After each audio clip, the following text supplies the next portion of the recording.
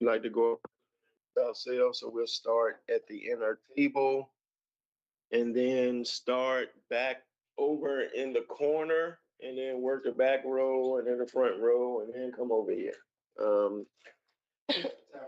And I represent Henrico County on the board. You'll get from City Attorney's Office. Dave Anderson representing Chesterfield. Barb Smith, Chesterfield.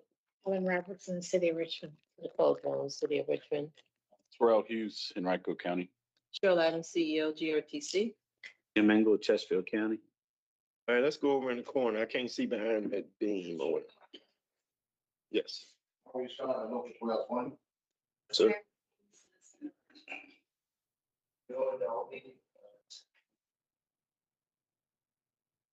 Stephanie Garfield, lead driver.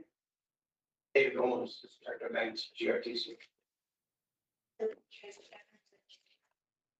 Clarkson, Apple Construction and Facility Improvement, GRTC. GRTC. And then David, so lead driver you. And last, RBA. Ashley Potter, Community Manager, GRTC. Anthony Carter, GRTC. Bishop Robinson, Assistant Director, Eddie Stapleton, GRTC. Timothy Martin, Director of Transportation, GRTC. Tom Bird, Director of Maintenance, GRTC. Daniel Lacker, City of Richmond. Esther Hurt, Director of IT, GRTC. Janet Wood, Executive Assistant, GRTC. Good morning, Diana Moore Clark, City of Richmond. Adrian Torres, GRTC. Kevin Adams, Chief Operating Officer, GRTC. You have John as virtual. okay. All right, then we have one, Chief Financial Officer is virtual this morning. Good morning, right. Johnson. Do we have any public comments?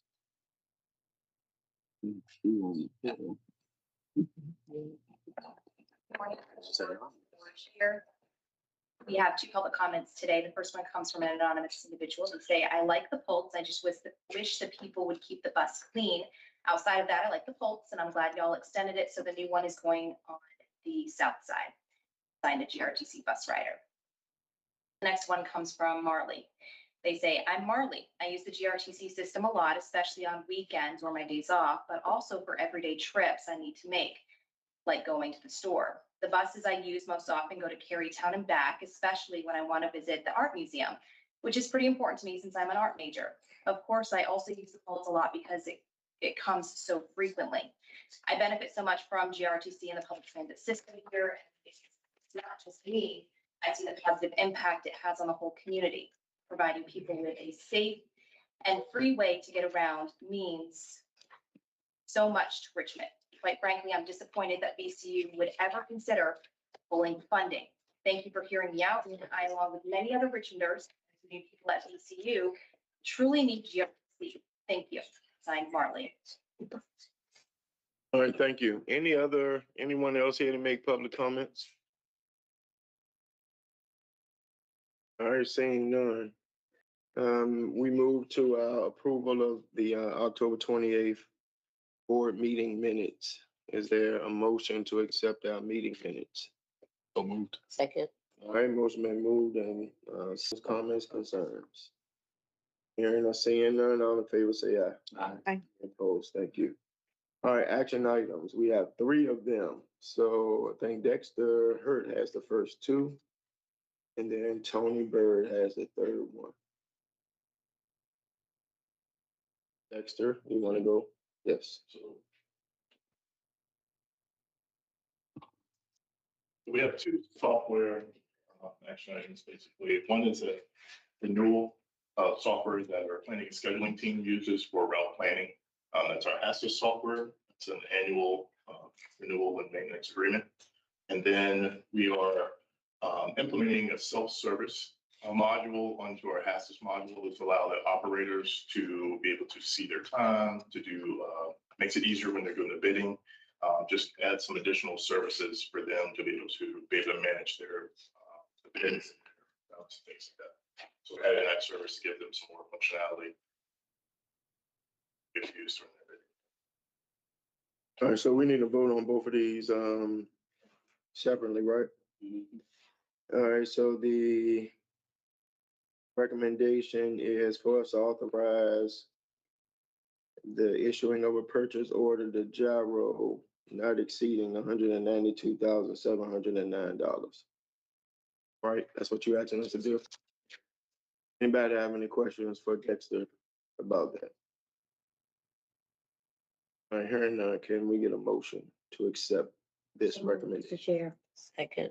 All right, motion been made and second. Any questions, concerns?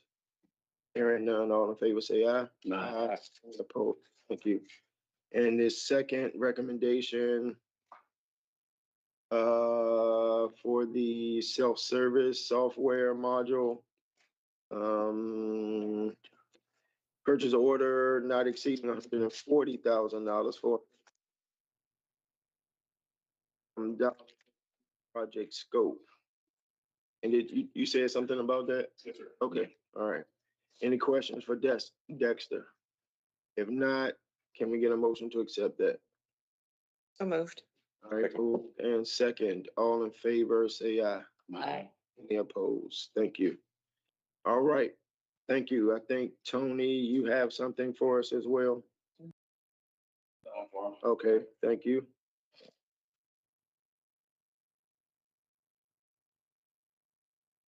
And tell us, Kevin, what you want, tell us what we're voting on, not just like the amount. Purchasing 20 replacement paratransit vehicles. This is a routine purchase we do every 5 years for our paratransit fleet. We have 20. It will be grant funded.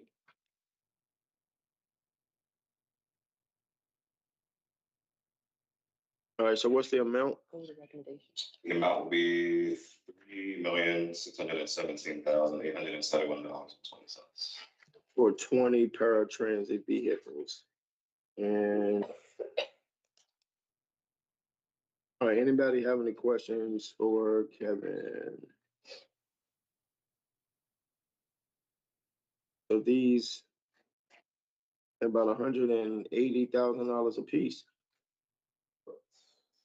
All right.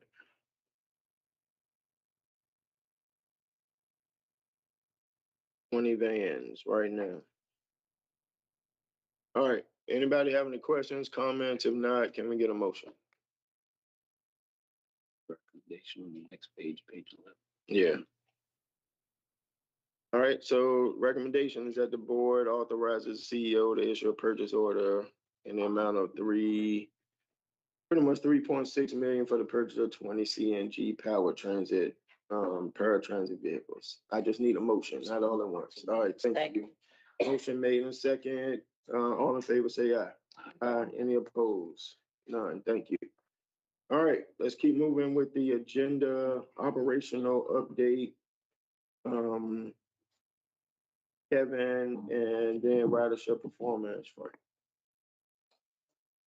Mr. Chair, members of the board, so I'm providing a overview of our operation performance report that you see in front of you. In your board packet, I'm only going to be highlighting on here the major changes from the month prior. Starting with our transportation department. So we're wrapping up a period of time with our staffing and fixed route. We did have 2 separations in October, so we have 312 operators wrapping out October. We do expect over the next few months to see an upward shift. We have 4 pending graduations over the next 2 months from our operators, and we have 10 trainees that actually started this week. So really excited about that. The decline is what, retirement or something? Performance and retirement, yes.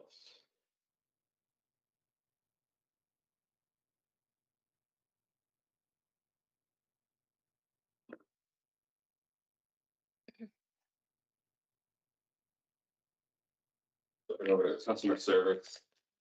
So last month we did have a peak of 85 total complaints. We have to report that has gone down to 67 total complaints. I'm sorry, 67 total verified complaints compared to 85 from the month before. Only 19% of all the complaints we received, which was 289, were actually verified. So looking at our fixed route, we went from 64 to 53 complaints, from paratransit 14 to 13. Paratransit very level. We did launch the task force that we talked about last month.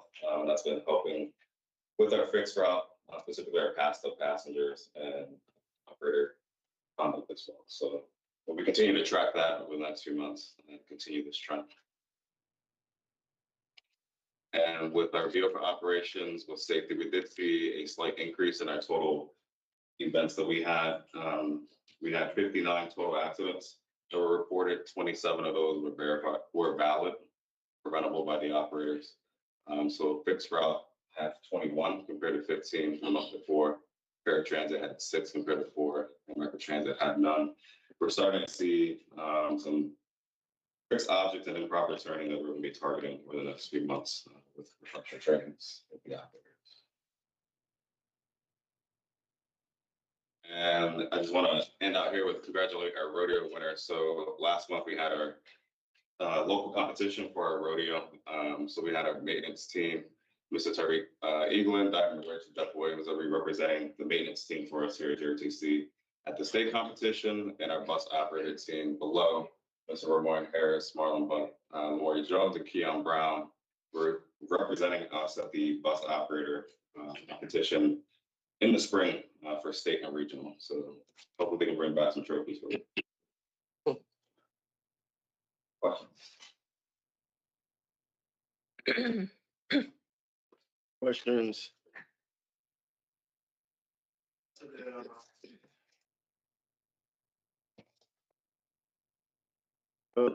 Safety.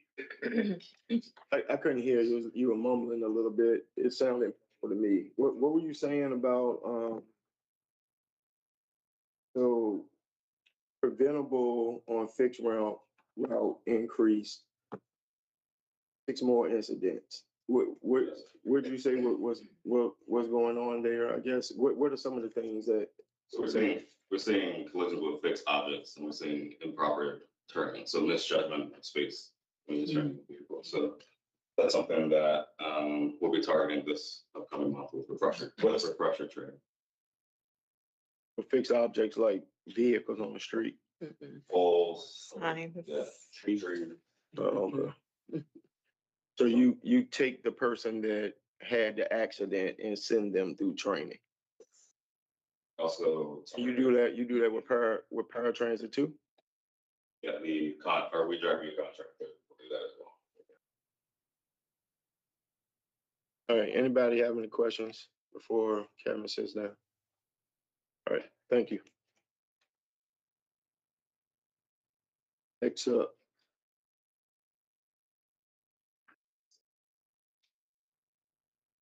Patricia's doing it. Okay.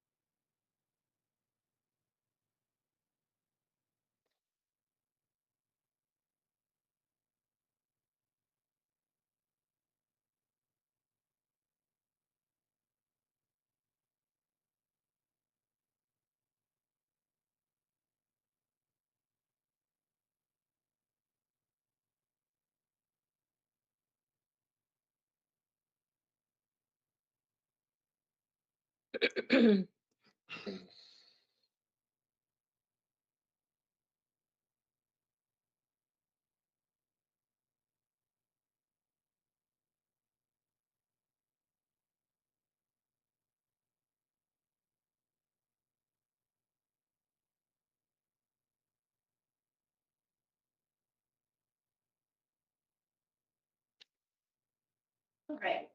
Good morning, Mr. Chair, members of the board. My name is Patricia Robinson, the Assistant Director of Planning and Scheduling, and I'm just going to do a quick overview of our ridership review. So starting with our fixed route performance, we have our quarter-over-quarter review. So this starts with our arterial routes. The process here is to group like routes against each other, kind of stack them up against each other. The arterial routes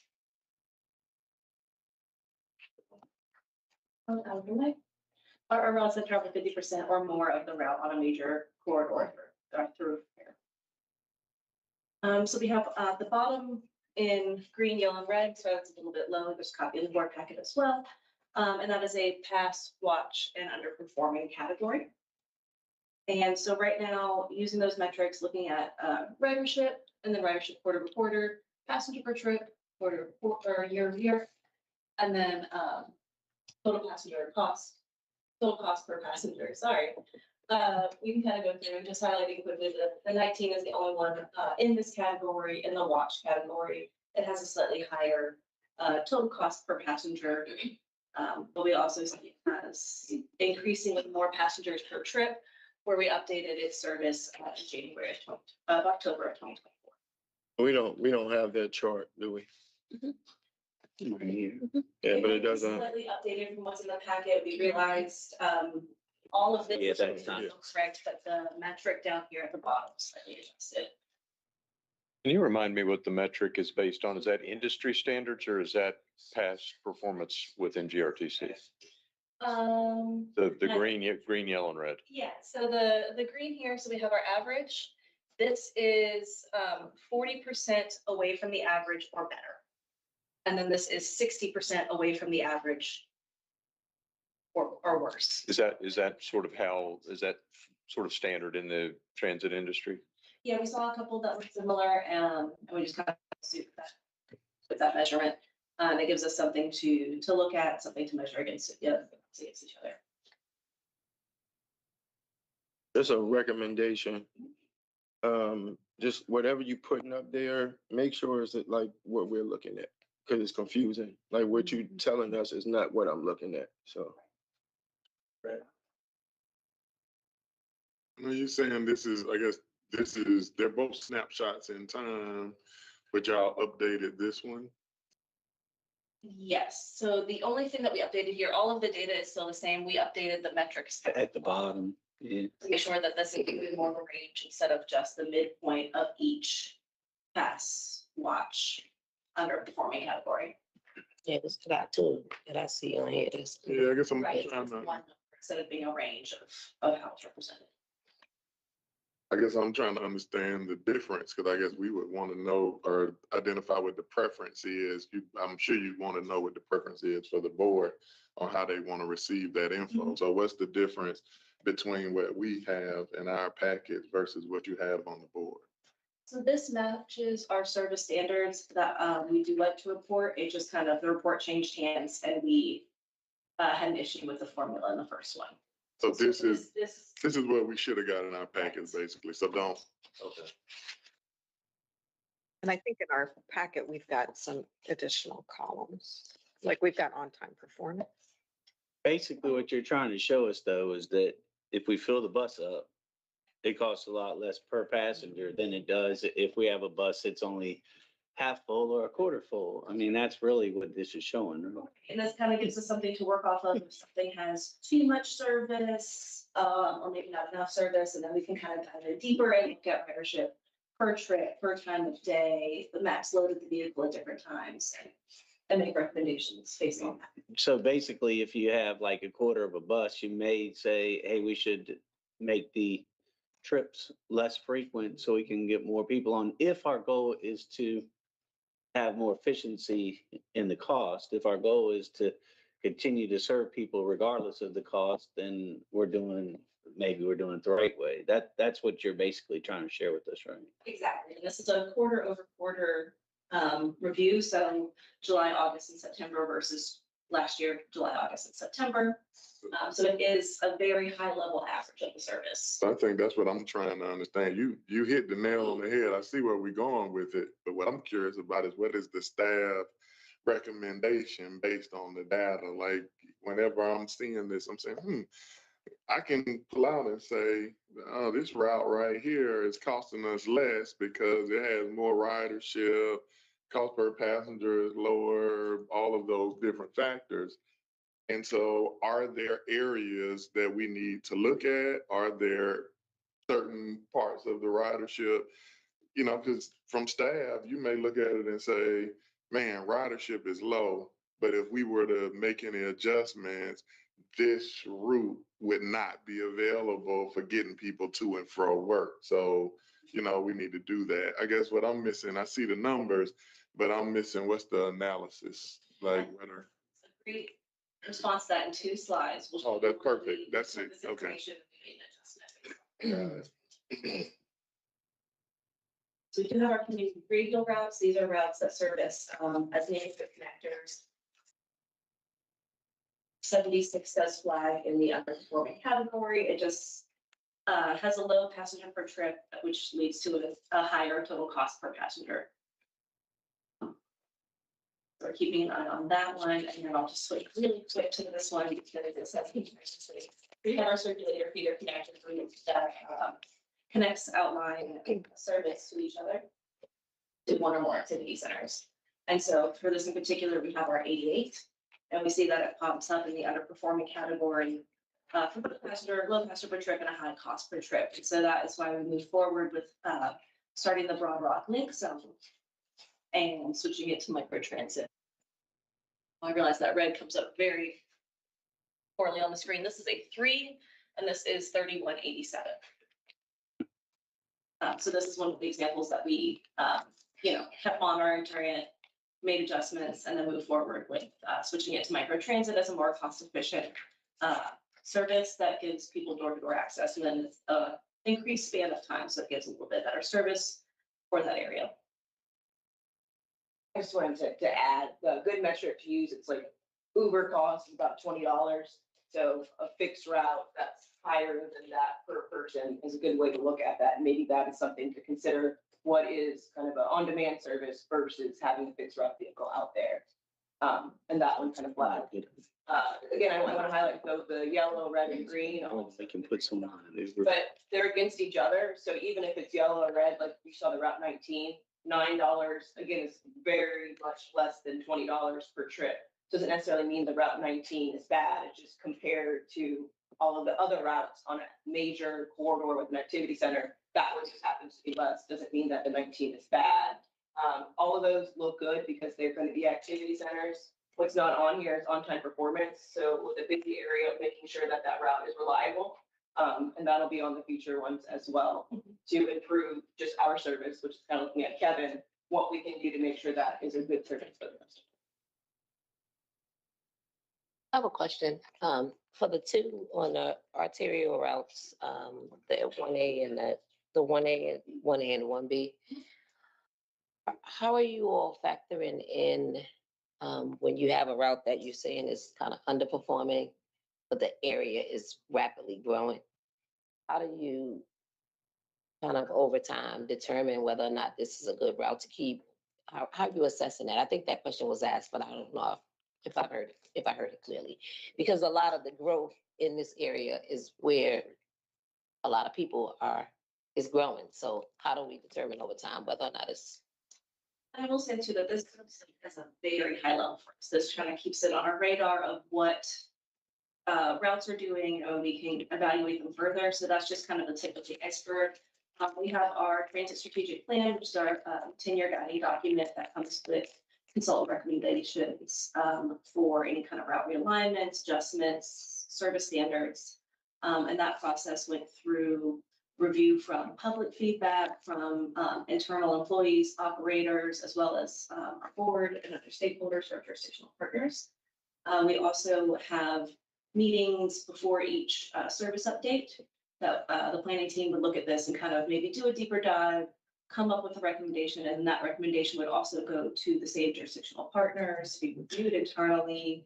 So lots of opportunities for people to say, well, this in my area is actually kind of up and coming, or kind of let us know more what's going on. So we don't just take this as a snapshot, like make a quick decision on it. It is a slow build up process. It's definitely one to watch, because I guarantee you this route is going to change in terms of ridership.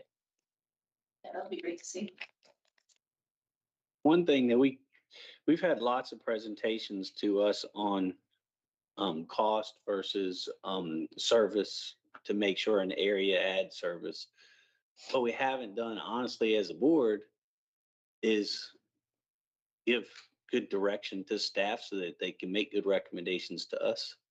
We just keep getting the information given to us, and we keep hearing it. We don't give any feedback. And if we don't give them feedback as a board, they won't know how to give us recommendations as a staff. So it is something that we're probably going to have to, at some point, decide, are we looking for efficiencies? Are we looking for service? Or is there some areas that we need to be more efficient? And we can tell by what we're seeing, but we still need to serve that area. Like and each jurisdiction is probably going to have a better understanding of the routes in their jurisdiction as to what we need to do. So it may be something that each jurisdiction needs to look at their routes and give better input to staff on how to handle it in their jurisdiction. I don't know if that's necessarily doing it all the way through the system the way it needs to be done. But if we don't give them any feedback, we keep asking them what their recommendation is. And I think they keep looking at us going, well, I don't know what our recommendation is because you haven't told us which one is your priority. I definitely don't disagree with that. I think there's a lot of truth to that, but I would also push and challenge staff, and I was thankful to have a meeting with them earlier this week to, I guess, my orientation on things. And the one thing that I brought up then that I would bring up now is while what you said is 100% true around we have to give staff more guidance, I think the insight into some of these things only, staff would have. And so to help us as board members, especially me, what I would be looking for is just insight on the impact of these routes. Like the talking points for me just right away, we move 100,000 people per day through the system or whatever that number is. And these are our top 20 routes. That helps me understand, okay, this is an economic development tool. This is, when we look at our workforce, this is how we move most of our workforce through the system.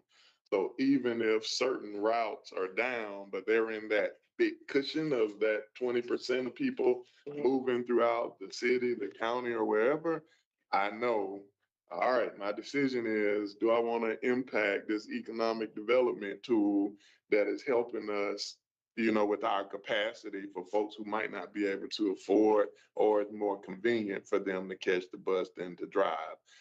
Those types of insights can only come from staff. So I understand.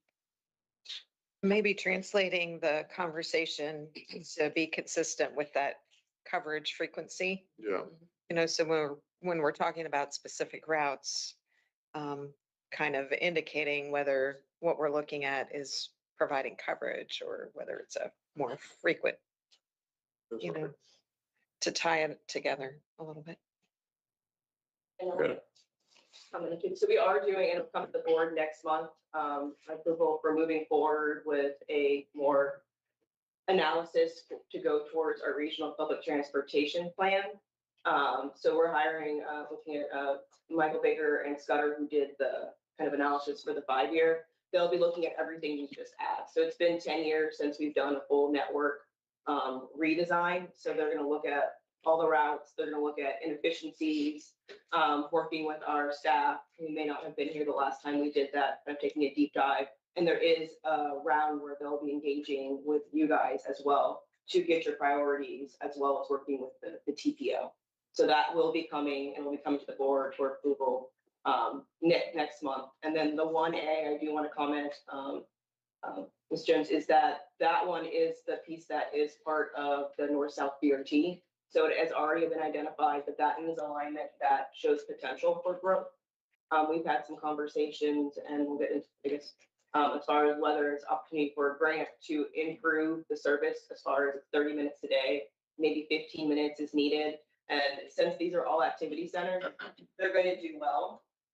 But what you need is more frequency to be able to use them.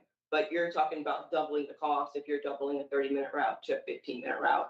And that goes back to what Mr. Engel said, what is the priority on cost versus frequency versus coverage at that point? So that will be coming to the board starting next month.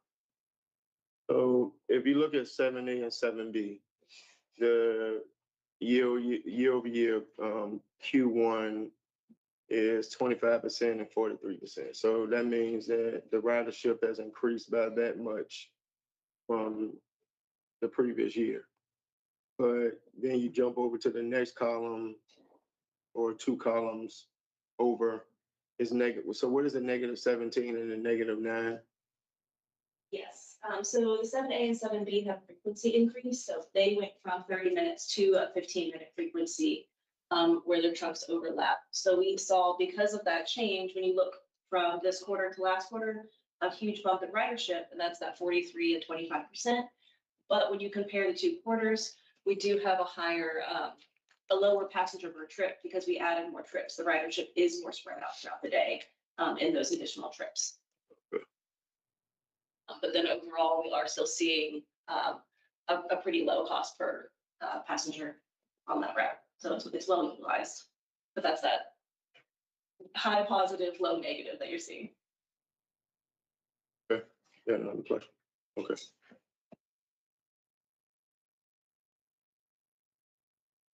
And then this, the last two slides here are express and BRT. So this is our express routes. Under the watch category is the 64, still a lower passenger per trip. And then the 95 popped up as usual, a higher cost per passenger. And that's just with the nature of that route. It is our longest express route. That's the one that goes from downtown Richmond to Petersburg Area Transit. So like Adrian had mentioned, it doesn't necessarily make it bad. That just kind of, that's one of those things kind of makes it what it is. It is just a very long route, a lot of costs associated with that. And again, not to beat a dead horse here, but our packet says red and this says yellow. Is that simply because you're changing the range? It's because this range is reported correctly in the ones on the original packet. The conditional formatting is not correct.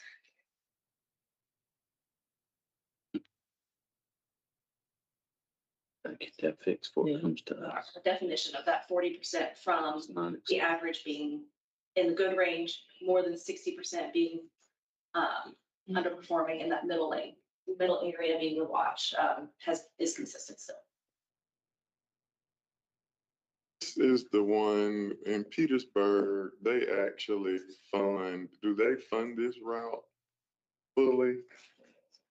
I know that there are different, some of the municipalities not in the normal box. I think y'all were educating me on that they provide funding directly. Is this one of those routes, or is this one that is, I guess, shared funded across the municipality? They do not pay the entire cost of that service. They do pay cost of. But it is a portion of the cost makeup for this route. Okay. That's not part of our split. That's separate. That's separate, yeah. And then last year we have our BRT. It's just one for us to keep an eye on. Of course, there's nothing to stack it against at this point. It's our BRT, but the ridership is 3% quarter. Passenger per trip is up, and so our cost per passenger is slightly down from a year over year, but still 2.65. So that's still a really low cost to run that. And then I'm just going to go through the average daily revenues here by weekdays. This is specifically looking at our routes here. Green is October, purple is September, and the month-over-month comparison of Monday, Tuesday, Wednesday, Thursday, Friday breakdown. This was asked of the board. We have the local fixed routes as well as express and BRT on 3 separate slides here. Just trying to keep an eye on how people use our system on a daily basis, and if it makes if we see a huge difference versus the day of the week. Is it about Mondays in September? You think that telework have to come in on Monday? I mean, I don't know. That's the only thing I can see is. I will say too, when we look at these are monthly averages, and each month had a holiday. But September had one more weekday. So when you have that one low holiday, low level of ridership, when you're looking at that as being 5% of the total Monday ridership, it has less of an impact, is more of an impact than when it is 25 or 20% because it's 1 out of the 5 days. So it's kind of skewing that just a little bit. But are you saying we have one more Monday? Probably Labor Day. Yes. Relatively pretty flat for our local routes. Cause that could have been if it was Labor Day, it could have been leisure, it could have been leisure riders versus work riders. Well, and for a local route, you have to understand, use that just for work. Well, that's my point, yeah, so they could have, if I don't have to go to work and I need to go to the grocery store, everything else, then that Monday is gonna stand out for me. Got it. But when we looked at it without the holidays in either month, it is a relatively flat line between October, September, right around that 30,000. For local fixed route. Our BRT, we saw a similar pattern, a little bit of drop in the middle of the week, but not significant. Pretty consistent across the board. And then we did see a little bit more of a spike in our express routes.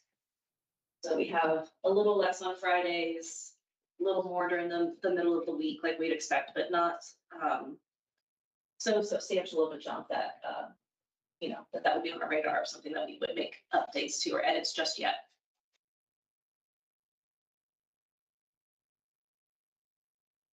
Right. Happy to take any additional questions. All right, any other questions? Thank you. Thank you. All right, Barb, do you have anything from development? Yeah, I'll apologize in advance. I've got a lot. So we didn't have a quorum at the development committee meeting, so we focused our discussion on information items. Staff is meeting with localities on the FY27 budget and hearing from them their 5-year plan and talking about options for funding sources. A big part of the budget is grants, as you know. Staff does a really excellent job of going after state and federal money to support the program. So we reviewed a list of the grants they plan to submit to Virginia Department of Rail and Public Transportation. And it's, I don't know, 50, something like that. It's a lot, little tiny font. So pre-applications are due in December 1st for capital projects of $3 million or more. And final applications are due February 1st. Most of the grants, or many of the grants, support maintenance of the fleet, ETI, building maintenance, and technology support. But in light of recent discussions by the board about sustainability, I'd like to highlight some of the grants that involve new or expanded service. So one of those is North-South BRT. They're requesting $18 million for engineering of the entire phase 1. That's the 12.3 mile section that goes from Brook Hill, Azalea to Stonebridge in Springline and Chesterfield. The plan is to implement North-South BRT, that phase 1, into phases, 1A and then 1B. So 1A goes from Azalea to the transfer hub. If I say something wrong, let me know. And then 1B goes from the transfer hub to Southside Plaza.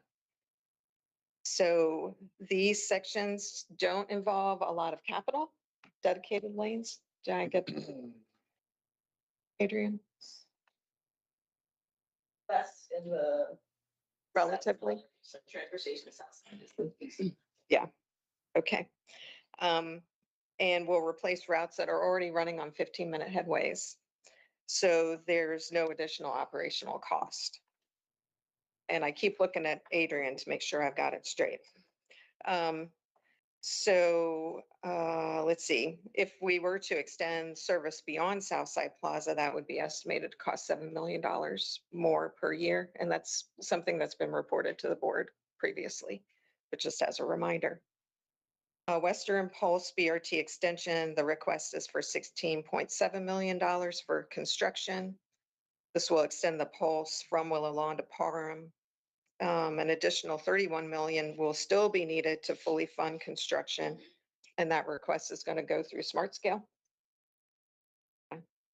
Capital improvements are necessary for this extension, but they're limited to stations.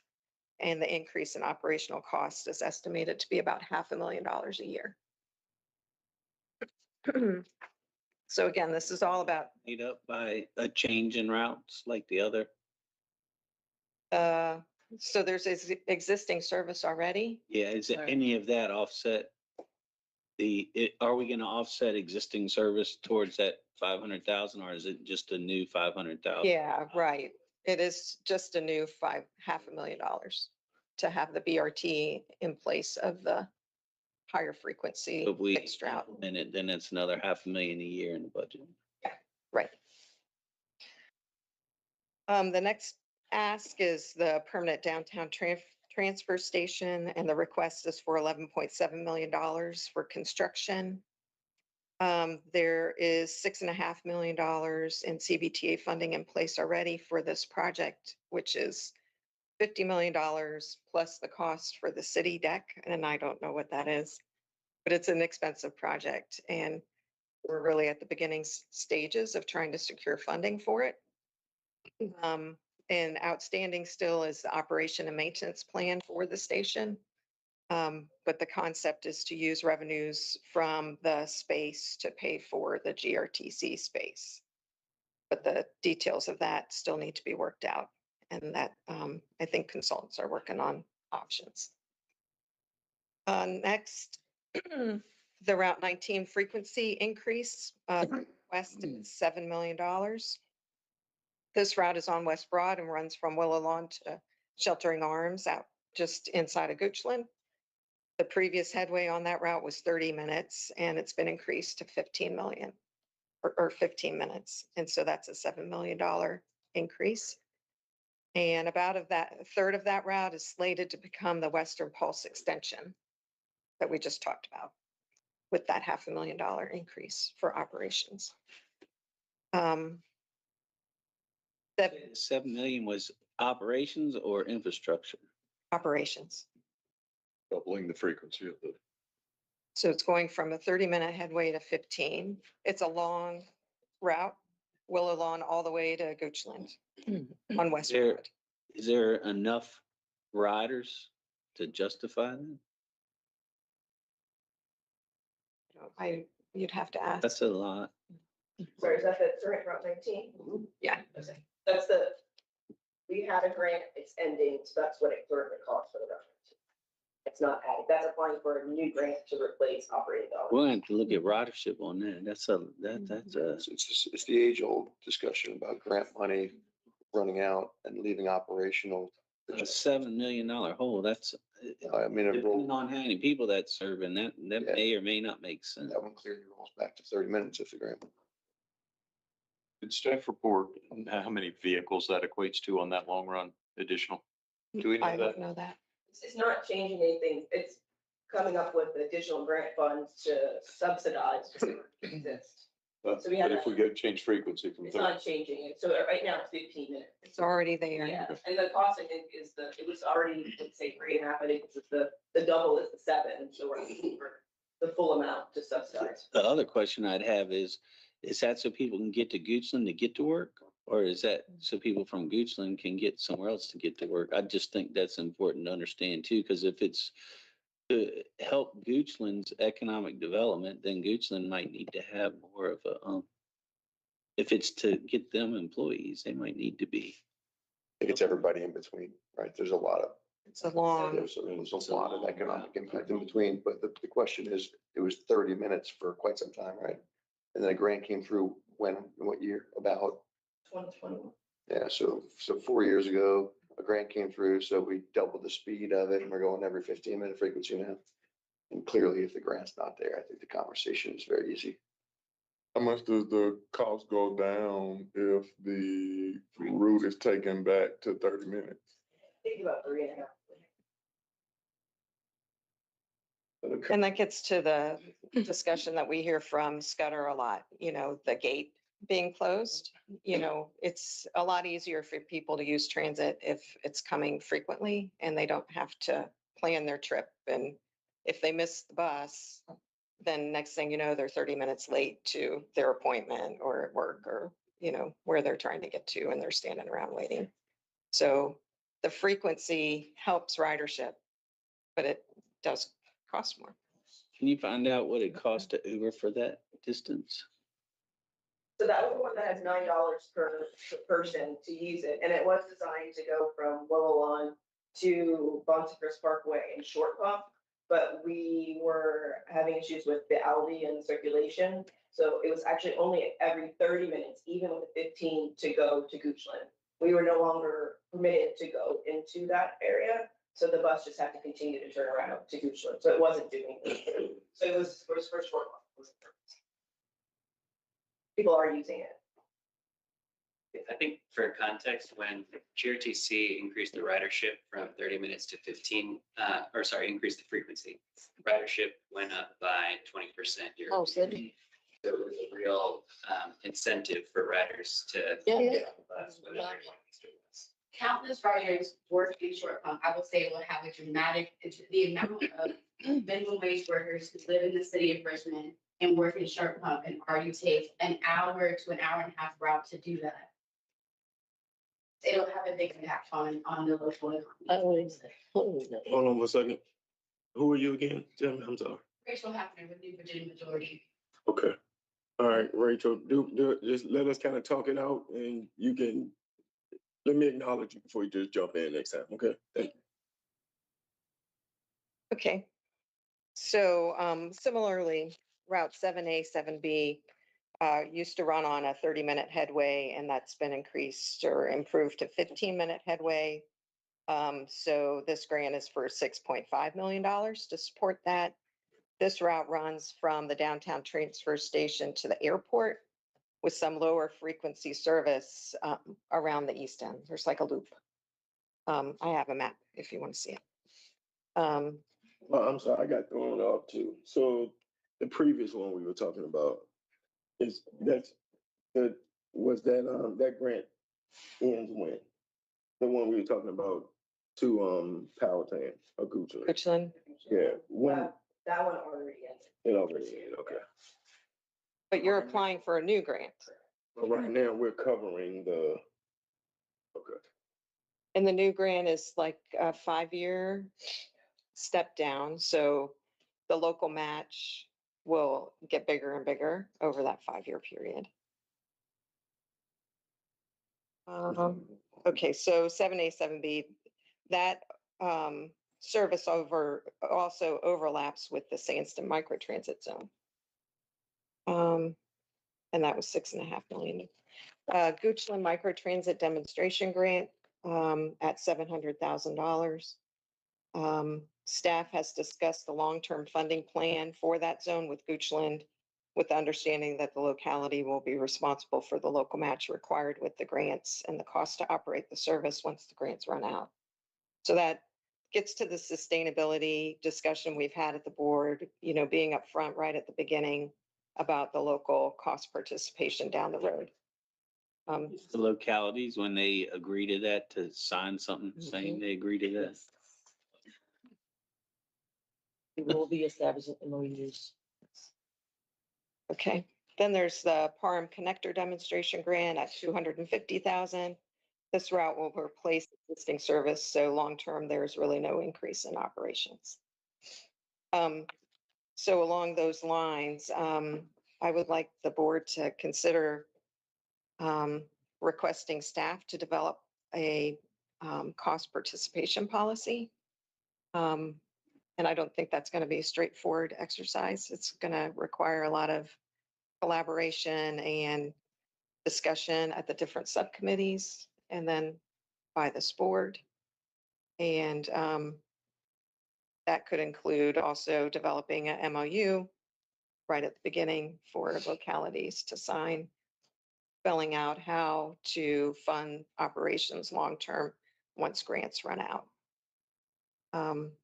And then another suggestion is I think it's a good idea for staff to obtain authorization from the board prior to submitting any applications, just grant applications. So we're aware of the request and the plans long-term. And I just bring that for board discussion. Yes.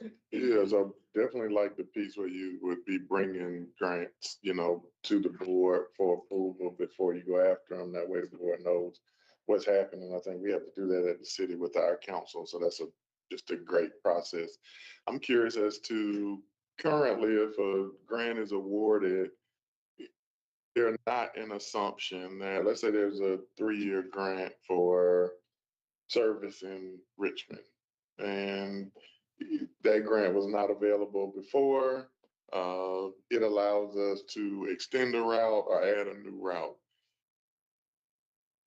There is an assumption that at the end of the 3-year period or whatever the life of the grant is, the board is either going to continue, with that service and evaluate it throughout the entire time to see the value of it or whatnot, and either absorb it moving forward, or at the end of that grant period, which is essentially a pilot where you're testing it out or whatever, decide not to continue or move forward with it.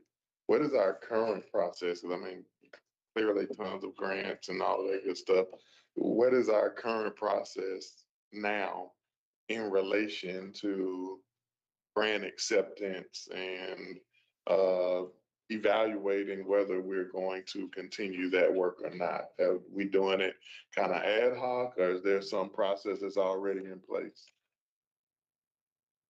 I think staff probably needs to answer that. So Shirley, Adrian, one of y'all. I think that's how we get a $40 million cap, is we run out of grant money and we don't have a plan already in place for what's gonna happen.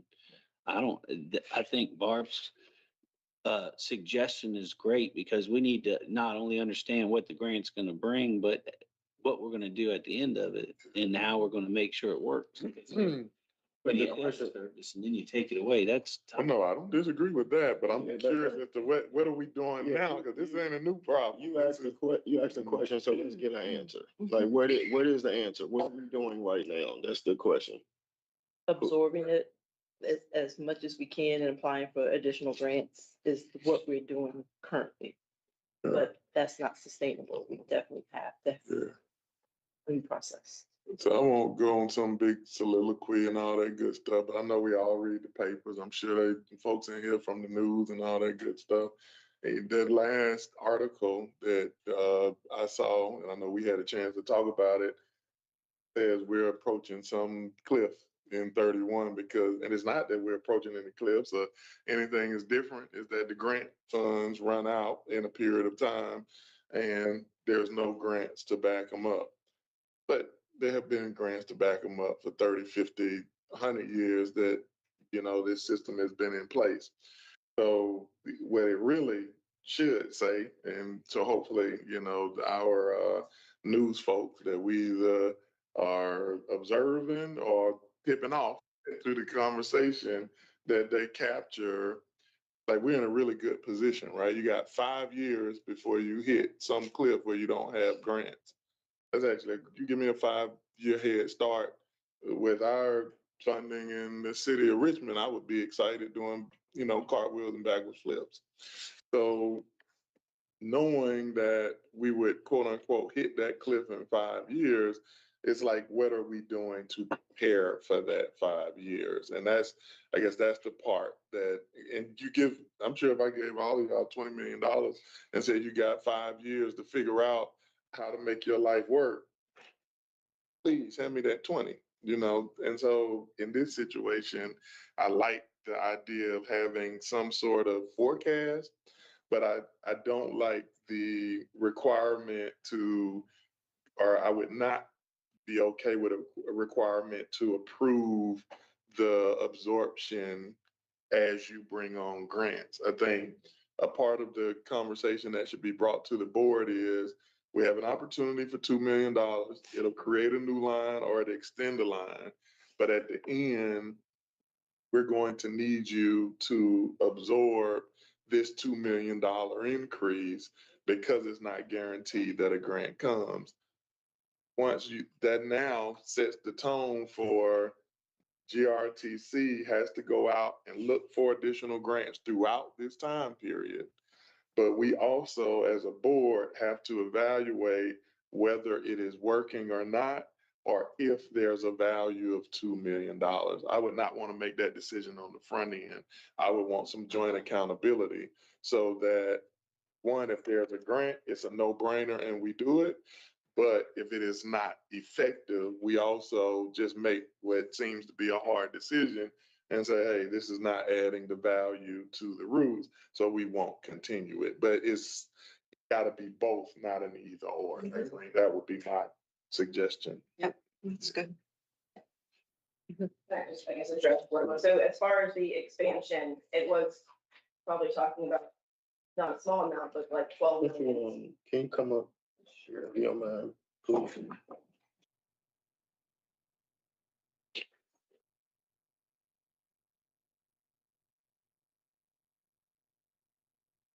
When we planned for the expansion, I think the concept of using the grants was that we did have CPTA. And the idea was, okay, the grants would allow us to not use the CBTA money, but put it in a reserve and continue to do that effort. So you'll see the first year, I don't know, we did maybe 9, then 10, and then it's gone down as we needed more and more as inflation has hit our maintenance of service just to maintain our operations. So the first year, I think it was identified with the whole board that we were roughly going to put in about $10 million for expansion. That list was gone through, we reviewed it, and that included all the ones that we've actually done. And then we're like, well, we don't have to use the $10 million for CBTA because we can try our best to get grants. So we put that money away. The same thing continued to happen, that we were able to roll into other grants, which gets us to the pot of $60 million currently sitting in our CBTA reserve. So, I mean, that does give, to Mr. Donald's point, we planned for this because otherwise we'd be at a point where the grants would be gone and we'd have no sustainability plan. But unfortunately, inflation has also hit our maintenance of service, and we're looking at we're getting in roughly $35 million for CBTA. We need to use 38 before we were able, this year's I think 28. So we were able to put some away. That's no longer the ability. So now it's, well, what do we do? In the beginning, we did have the conversations with the board, and Barb has continued to say it, what's the regional, what's local. We did an exercise when we first got CBTA, well, maybe all the routes that we call regional get CBTA funds, and everything else that is local is required a local match or is fully funded by the jurisdiction. That conversation has continued, but not happened. Can I stop you right there? Because I think that's the conversation that we were having. So twofold. One, it's a great thing that the board, so whoever's the board chair and the members of the board, all those folks, very intelligent, very smart, made great decisions to say, we're going to use this grant money, we're going to use this new funding source, put it in reserve for whatever that rainy day is. And so I don't know, I've noticed in being here, folks don't think rainy days are coming, but they come often. So having that rainy day fund is great, right? And so now the piece that I think we're asking for to tie the two together when we're asking for that other information is if we can project, now the board can make decisions to say, all right, we've got this $60 million in CBTA funds, and these routes are starting, the grants are running dry, federal government doing something different, we didn't win them, whatever it was. We can now say, do we want to keep the same level of service, or do we want to reduce the level of service? But either way, there is a funding source with no additional grants to say, if we keep the same level of service, this $60 million could be spread this way and it'll last for X amount of years. If we decide to lower the level of service and we don't get grants, that money stretches a little bit further. Either way, as a board, we have enough information to be able to make decisions. I think the only part that is missing is when we were going through that previous information, is there enough information for the board to make that simple of a decision? You know, like when you talk about the different routes, you know, and I don't know if y'all say route or route here, I'm still country, I'm from Georgia, but you know, if you are looking at it, is this route having enough volume, or does it go to enough places? Like I think you mentioned, we want to make sure retail workers can get the short pump, you know, for less than what their pay, you know, you don't want them spending their paycheck to get from A to B. We rather eat those costs for the good of all of the businesses and everybody that supports us, as well as the residents who use it. So we don't have, that's the part I think we need more information on. So long-winded, but just highlight and make sure we get. So is there a way to maybe quarterly I don't know if we need to do this every month, but maybe quarterly at our meetings, kind of go through that. So pretty much what Barb just did, but maybe have Adrian do it, put it up on the screen, and we could kind of go through each grant. And maybe 3 or 4 times a year. With the frequency and everything else. Yeah, with all the information, then I think we can make better decisions. Because it seemed like reading the article as a board member, it was dire, you know.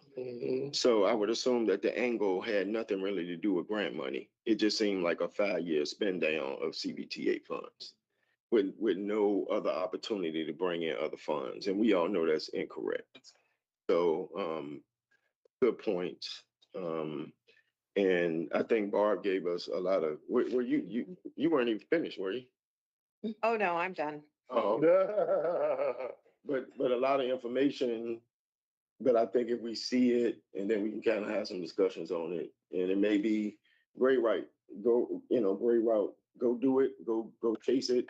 And then it may be, I don't know, maybe we need to really think about that one. So, because we can't chase everything, because if we do, we will be broke at some point and we won't have any money. So, but I think the conversation, anybody else want to add? Right. Thank you, ma'am. Thank you, Adrian. Thank you. Mr. Engel, anything you want to share before Mr. Zanzarella? No, we were unable to reach quorum, so we did not have the meeting. So I think we're just gonna have John's presentation. All right. John, floor is yours. Morning, Mr. Chair and members of the board. Dexter, if you could put up the PowerPoint presentation that was prepared last night.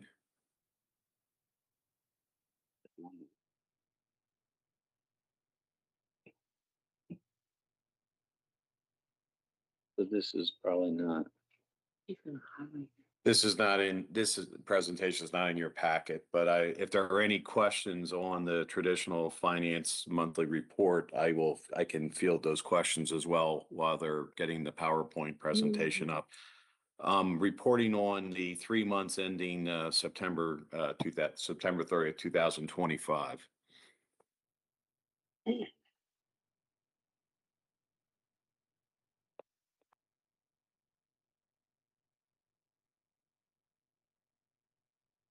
The only question that I would have is when we look at, our finances generally, a lot of the money that comes in is state and federal.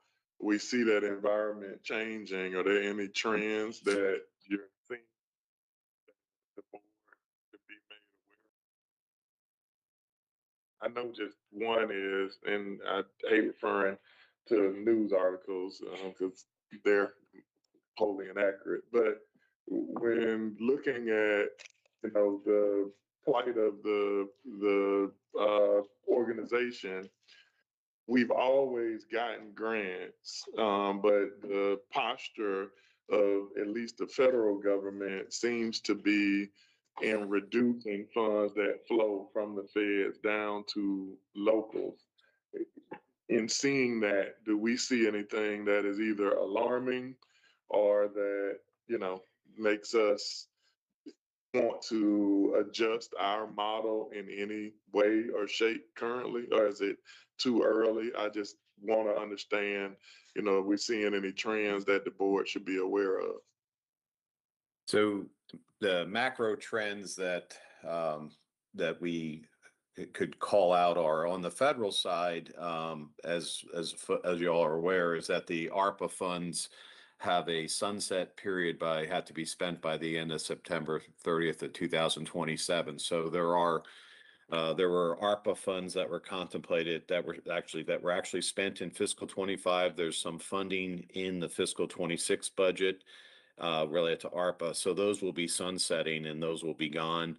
On the state side, the monthly operating contribution in our fiscal 26, we saw a reduction over 25, about 1.1 million, based upon the TISDAC formula. And I know that the committee is reviewing formulas for that, but that's not going to probably be an impact until about the next 3 years.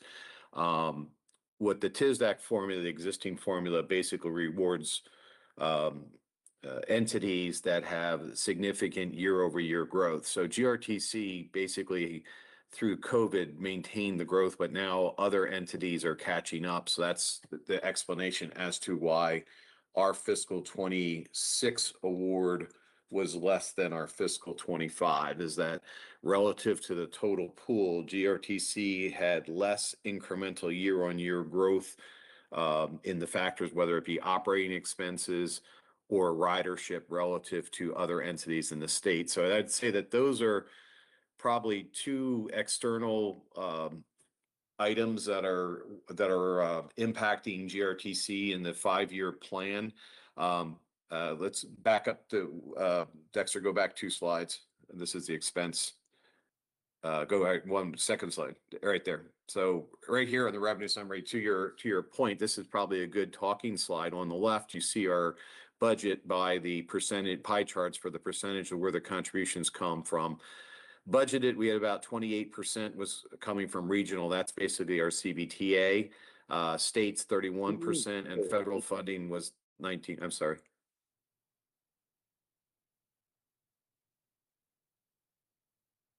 I didn't hear a question. Was there a question? I don't know if there was or not. I'm sorry.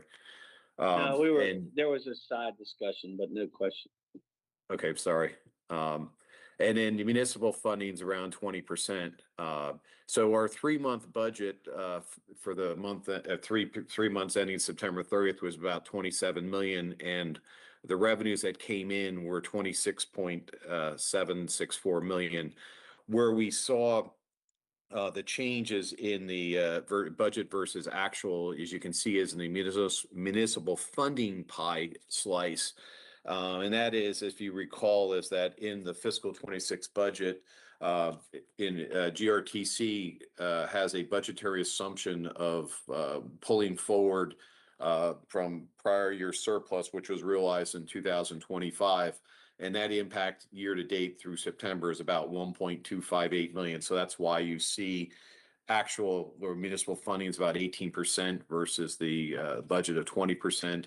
And the other aspect is state funding is unfavorable to budget about $222,000. And that's basically, that is our DRPT grant funded projects. That's just a timing difference of the calendarization of it versus the actual expenses hitting.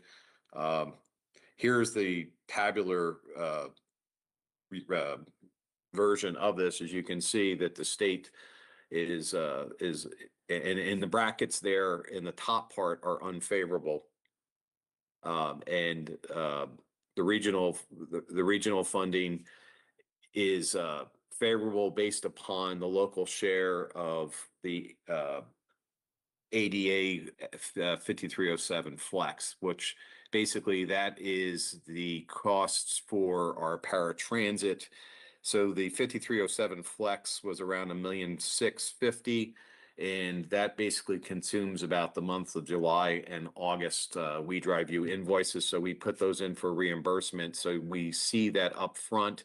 So there's a local share. It's 80% federal and 20% local. That's why we see favorable performance on the regional and the federal line items. Federal being favorable, green 613,000.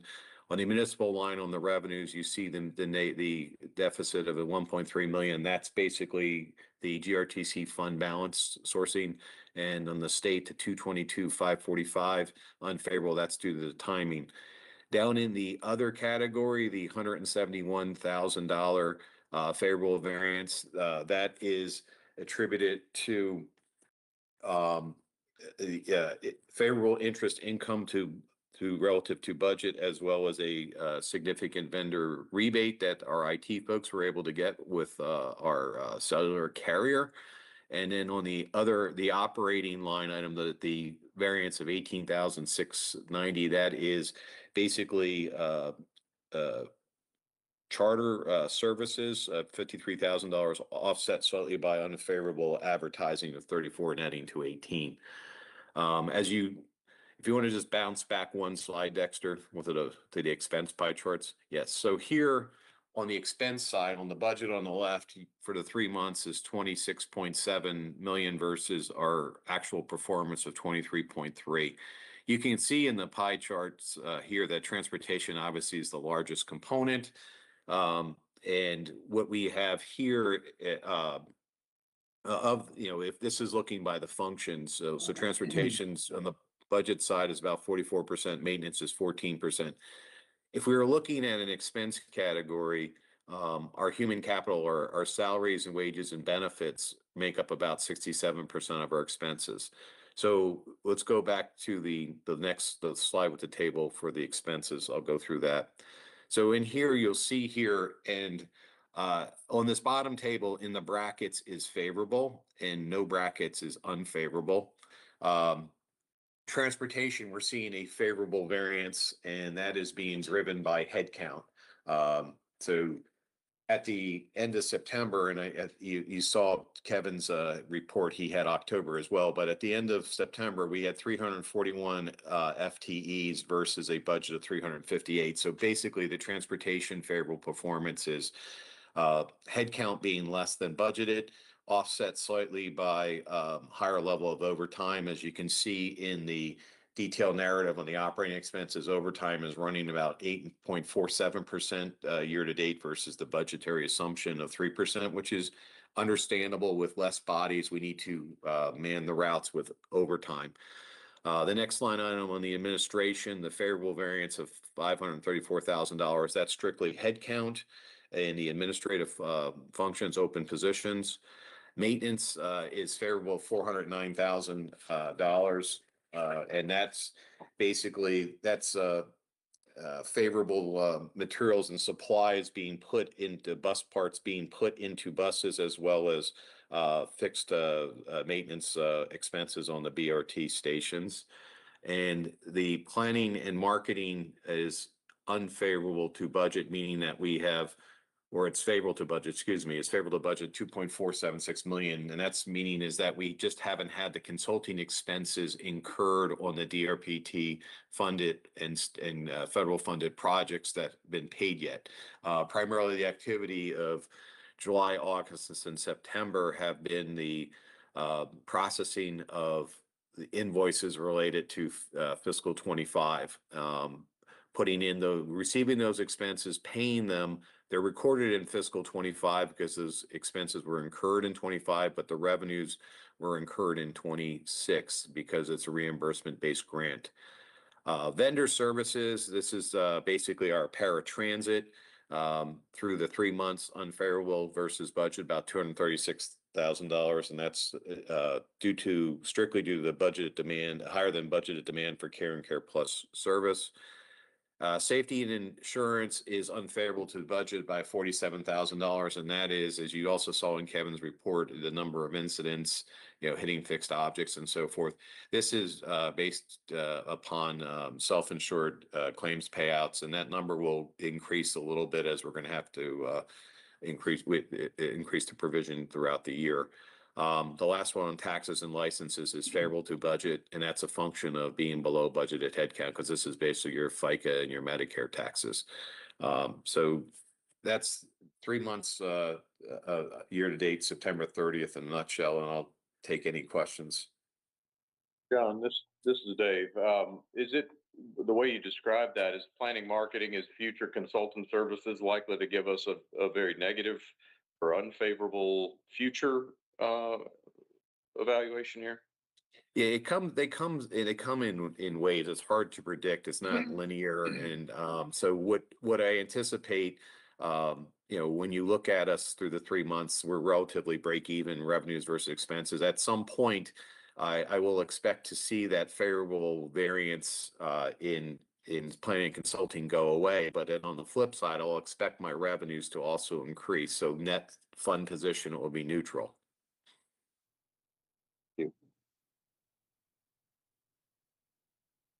Any other questions? All right, thank you, sir. Thank you. So, got this second? Yes, ma'am. So this format that you saw on the screen, I apologize, it wasn't in your report packet.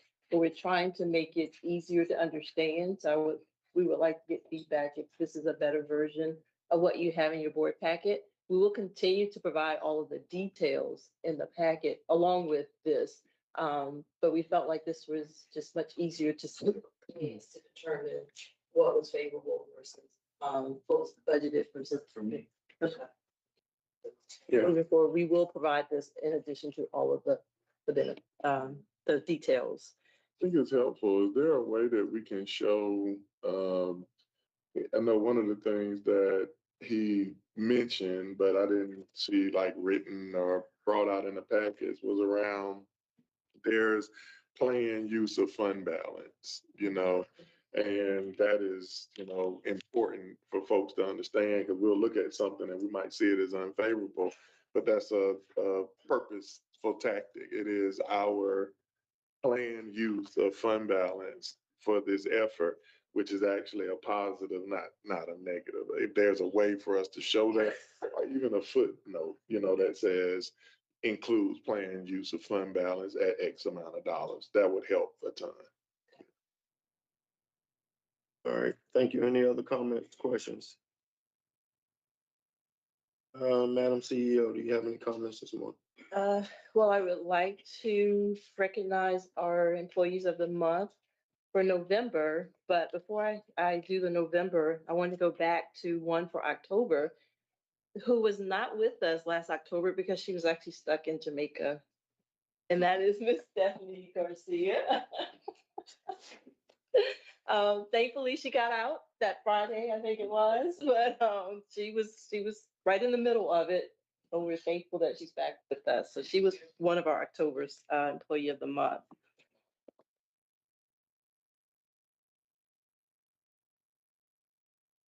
So for the month of November, we have 3. The first one, and he wanted to provide a speech, but we're not letting him. He's been with us for 35 years, started off as a mechanic, promoted to foreman, and then to assistant director of maintenance. And currently he's in charge of our apprenticeship program, our training, and that's Mr. David Jones.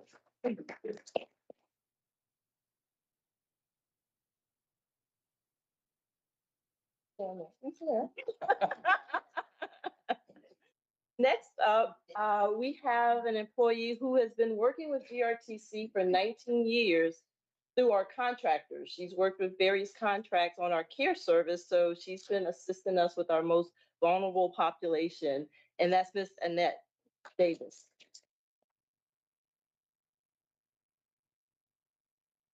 The person that submitted her name said overall she is a gold standard.